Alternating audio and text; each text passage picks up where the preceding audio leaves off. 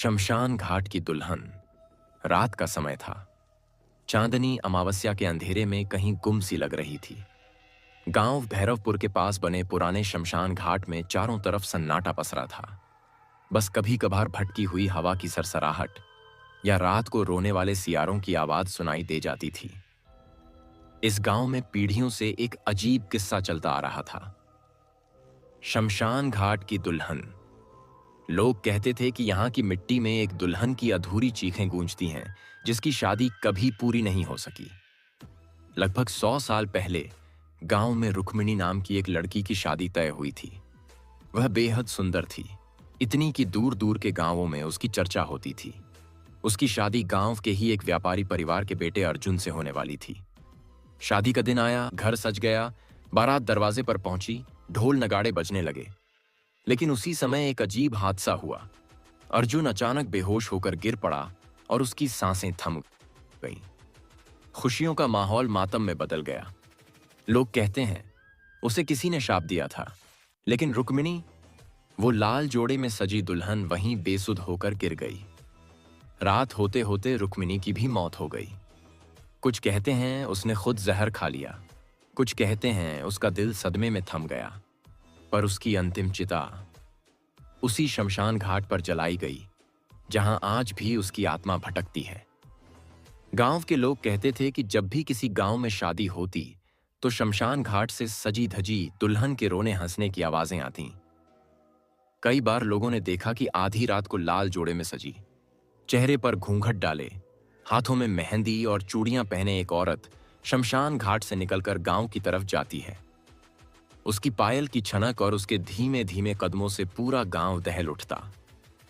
लोग कहते थे वो दुल्हन अधूरी शादी पूरी करना चाहती है और हर बार किसी दूल्हे की तलाश में भटकती है। गांव में ये कहानी इतनी मशहूर हो गई कि लोग रात को वहां से गुजरना तो छोड़िए, पास में रहना भी पसंद नहीं करते थे। लेकिन शहर से एक पत्रकार, जिसका नाम सुमित था, इस किस्से को सुनकर वहां आ पहुंचा। सुमित हमेशा ऐसी रहस्यमयी और डरावनी घटनाओं की सच्चाई उजागर करने की कोशिश करता था। उसने गांव वालों से पूछा, क्या किसी ने उसे करीब से देखा है? गांव का बुजुर्ग बोला, बेटा, देखने वाले जिंदा नहीं बचते। जो भी उसे देखता है या तो पागल हो जाता है या फिर उसकी लाश अगले दिन शमशान में मिलती है। सुमित ने तय किया कि वह कैमरा लेकर आधी रात को शमशान घाट जाएगा और इस रहस्य का पर्दाफाश करेगा। रात के 12 बजे पूरा गांव सो गया। सुमित अपने कैमरे और टॉर्च के साथ अकेले शमशान घाट की ओर बढ़ा। हवा में अजीब ठंडक थी, मानो कोई उसके पीछे चल रहा हो। अचानक उसे पायल की धीमी छनक सुनाई दी। उसका दिल जोर से धड़कने लगा। वो आगे बढ़ा तो देखा लकड़ियों के ढेर के पास एक दुल्हन बैठी थी। लाल जोड़े में, चेहरे पर घूंघट, हाथों में चूड़ियां और माथे पर बड़ी सी बिंदी। सुमित ने कांपते हाथों से कैमरा ऑन किया। उसने धीरे से आवाज लगाई, कौन हो तुम? दुल्हन ने धीरे से सिर उठाया और तभी घूंघट हटा। चेहरे पर मांस नहीं था, बस कंकाल और सड़ी हुई चमड़ी। आंखों की जगह 2 गहरी काली गुफाएं, पर होंठों पर हल्की मुस्कान थी। वो दुल्हन खड़ी हुई और सीधी सुमित की तरफ बढ़ी। उसकी पायल की आवाज अब और तेज हो रही थी। सुमित पीछे हटने लगा, लेकिन उसके पैर जैसे जमीन में धंस गए थे। दुल्हन ने ठंडी आवाज में कहा, तुम दूल्हे बनोगे? सुमित का गला सूख गया। उसके पास चीखने की भी ताकत नहीं बची। अचानक दुल्हन ने उसके हाथ पकड़ लिए। उसका स्पर्श बर्फ जैसा ठंडा था और तभी शमशान की सारी चिताएं अपने आप जल उठीं, बिना किसी आग के। चारों तरफ आग और राख उड़ने लगी। दुल्हन की आंखों से खून बहने लगा। वो चिल्लाई, मेरी शादी अधूरी रह गई। हर दूल्हा मुझे छोड़कर चला जाता है। तुम मुझे छोड़ोगे तो मैं तुम्हें यहीं जला दूंगी।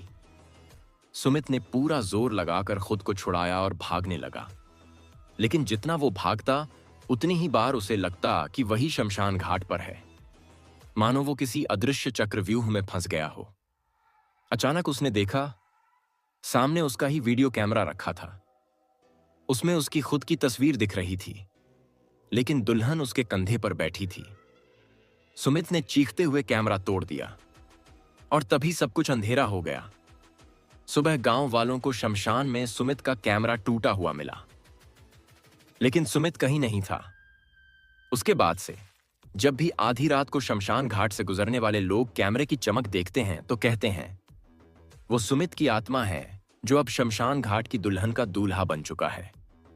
लोग आज भी कहते हैं अगर कोई आधी रात को शमशान घाट में लाल जोड़े वाली दुल्हन को हां कह दे तो उसकी शादी हमेशा के लिए उसी आत्मा से बंध जाती है और उसकी चिता उसी वक्त जल उठती है।